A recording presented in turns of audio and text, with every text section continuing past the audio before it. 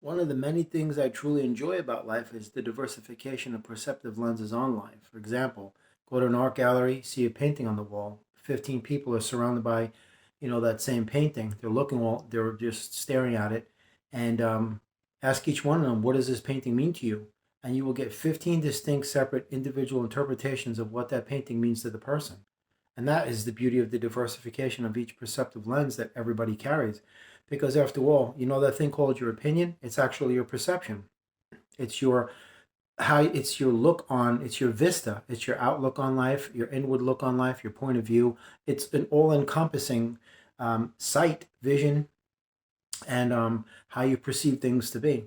See, my thing is that you can have 20/20 eyesight and be absolutely blinded to the reality of the universe, because unless you're locked in on the entirety of the panoramic spectrum of the cosmos, but if you're only focused on one thing, then that's leaving you blinded. Even though you might have perfect vision, like eyesight, you don't have true vision, which means to actually sense and detect the entirety of the cosmos. So that is what allows you to open your perceptive lens instead of just tunnel visioning yourself like a laser beam, like a pinpoint dot on something, and then you're just shutting everything else out.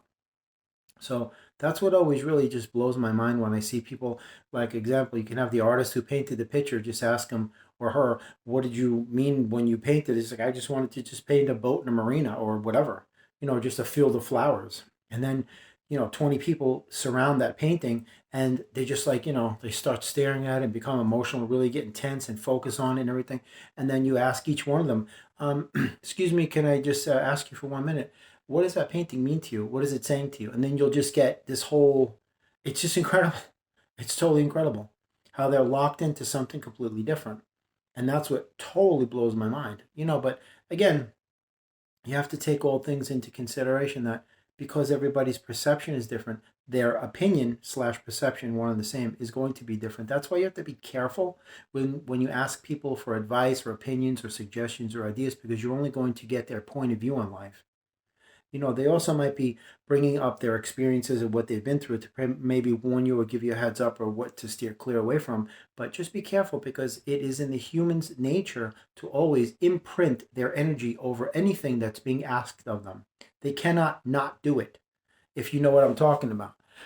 They cannot not do it. Like, in other words, if you ask somebody for advice, opinions, ideas, suggestions, answers, anything, they can't just not remove themselves from that. It's impossible. Unless you would say, could you do me a favor, hand me that book that has the answers? And yeah, sure, because they're not involved in the process of the book itself. They're just delivering the physical object to you so you can interpret it as such, as you may.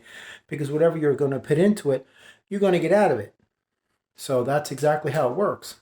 Because your perception works like this: your unconscious mind works in tandem with your subconscious mind, and they always refer together to a reference point, which is whatever you've learned all the way up until that moment in your life. So, in other words, from this moment all the way back, everything you've accumulated, all of your experiences, knowledge, information, all of it, situations, circumstances, that is your database, your silent library. That is what you can refer to, because that is the everything that you know, right?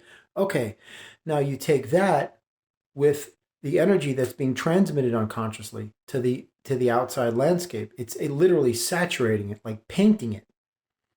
So your perceptive lens can read these things exactly what is in alignment with your mentality. It cannot go outside these parameters because you haven't learned anything new yet. So that's how it works. So when you ask somebody, hey, what does that painting mean to you? 20-minute explanation. I'm like, wow, that's cool. Then go to somebody else, completely different. And then what does it mean to you yourself? And, that's what really intrigues me about human beings, how they can be this way. That's why I say you could have 100 people in the same physical space, 100 physical bodies occupying the same physical space, meaning the same room, but they're all plugged into something different. Not just their perception of things, but the actual energy itself is connected to something otherworldly. And that is the beauty of life. And we should celebrate that stuff and learn from each other. Just as much as you can influence somebody else, they can influence you. But that influence should be high vibrational and qualitative in value, not something that's inconsequential and quantitative, because then you're not going to learn anything. You're just going to drift. You don't want to be hooking up with folks, asking questions and such, and all they're going to give you is the same inconsequential media-based garbage. It's just useless information. Nothing gained, nothing learned, except you're wasting your energy and your time. That's why people of a specific intellectual level always gravitate towards those of their own kind. It's the reciprocity that is a given. It's a gregarious relationship. That's exactly why they say birds of a feather flock together. And that's exactly it. But many things can be learned from everybody.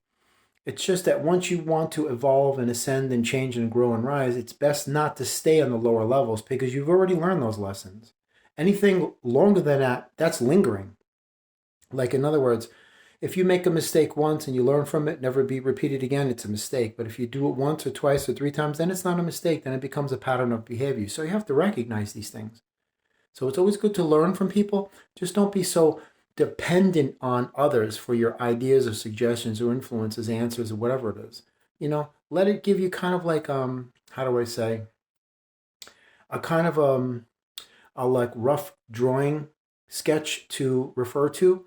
Kind of like, okay, I like that, but I'm going to go in this direction, to give you kind of like something to bounce off of. Just don't absorb it as the gospel truth, because then their energy will control yours and you'll go in the direction of exactly where their belief systems are. And that's not a healthy thing. That's why you don't take at face value what they're saying to be the absolute truth, no matter how many people you talk to. You always have to formulate your own opinions and ideas and understandings of things, because that's what makes it uniquely you, individual, distinct, separate. That's what gives you your identity and your purpose, your sense of self.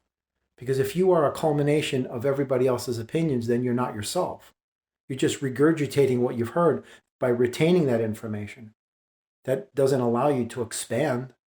Expansion comes from growth, which comes from the extrapolation of these experiences that you accumulate. Like, in other words, the more you go through life, the more you learn on your own, the more you allow those experiences to let you expand and grow. And the more you will receive in return. High vibrational experiences, then you'll just expand and grow and ascend and become enlightened and aware and awakened, and it's all beautiful. Just don't stilt yourself and, I got to know what you think, and I got to know what you think. Don't allow your life to become contingent or dependent on those things, because that's unhealthy, man. Always, in the beginning of the day, during the day, and at the end of the day, always refer to yourself, rely on yourself, and always know that you are the best of the best of the best, and that everything else is just sprinkles on the cake. You can't let anybody control your thoughts or manipulate your energy or govern your sacred space known as your imagination, things of this nature. It's always best to just take these things at face value, a grain of salt. Oh, cool, I never thought. Allow that perceptive lens to give you insight, that you can gain insight into another point of view, that you can add that to your perceptive lens and give it another facet to broaden it. Don't stilt yourself in listening to these people like, this is the only way. Then that's when I say I'm out. I'm out. But allow everything to make you grow as a person. But the most important thing you could do is, once you assimilate this, process it and filter it in your own personal way. Adopt what you feel is viable and filter out what you feel is just useless and unnecessary. And just go on, with your journey. It's a beautiful experience. Amen.